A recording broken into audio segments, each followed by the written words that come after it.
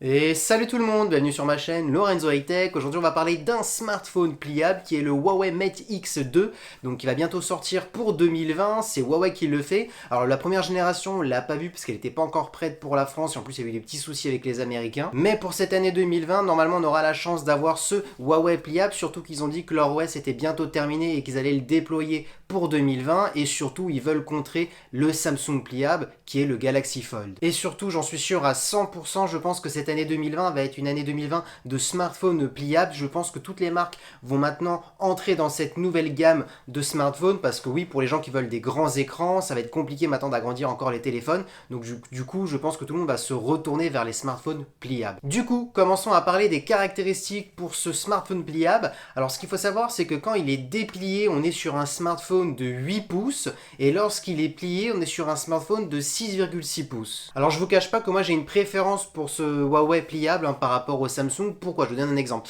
Moi pour ma part, l'avenir c'est un smartphone qui soit plié ou déplié utilisable. Et pour ma part, l'écran du Samsung qui fait à peine 4,4 pouces, il n'est pas utilisable. Tous les youtubeurs l'ont testé et ils l'ont dit que c'était vraiment pas utilisable, qu'il fallait vraiment toujours le déplier pour pouvoir l'utiliser. Et c'est là la différence avec ce Huawei où on a un écran de 6,6 pouces qui soit plié et déplié 8 pouces, donc dans les deux cas il est utilisable. Maintenant, ce que dit Samsung, c'est qu'en fin de compte, le Huawei serait un peu plus fragile parce qu'en fin de compte, l'écran touche directement votre poche quand vous le mettez dans la poche et que le Samsung, quand il est plié, en fin de compte, on est sur un verre, c'est plus solide et c'est pour ça qu'ils ont fait cette structure. Du coup, en termes de caractéristiques d'écran, on est sur un écran de 8 pouces, un écran AMOLED sur une résolution de 2440 sur 2200. Du coup, jusqu'à là, il n'y a pas de différence par rapport à l'ancienne génération où il va avoir d'une différence en termes de performance. Donc là, on est sur du 8 Go de RAM, mais on a un Kirin 990, ce qui n'était pas le cas dans l'ancienne génération, on était sur un Kirin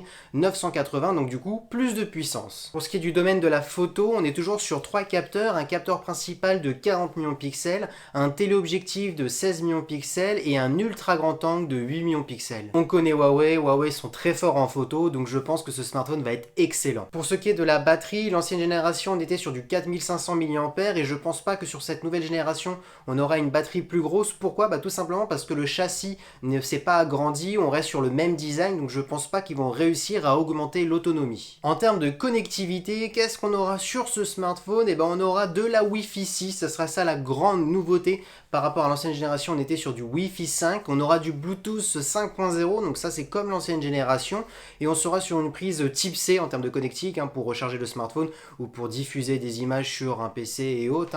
Donc ça sera ça les connectiques, rien ne va changer à part le Wi-Fi 6. Pour ce qui est du stockage, on aura un gros disque dur dans ce smartphone, on aura 512 Go et on pourra encore étendre de la mémoire avec une carte micro SD.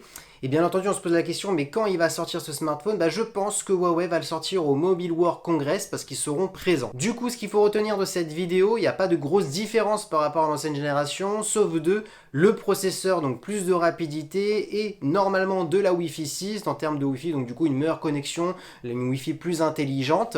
En termes de design, ça reste pareil, en termes de qualité de photo, ça reste pareil. Par contre, une grosse différence aussi par rapport à l'ancienne génération, c'est on aura Harmony OS qui est le nouvel OS de Huawei, parce que vu que la première génération n'a pas été sortie en Europe parce que il n'était pas prêt cet OS, là normalement cet OS devrait être prêt, donc du coup il devrait être déployé en même temps que le produit. Et voilà, c'est terminé pour cette vidéo, j'espère qu'elle vous aura plu, n'hésitez pas de liker, commenter et de vous abonner, c'était Lorenzo High Tech.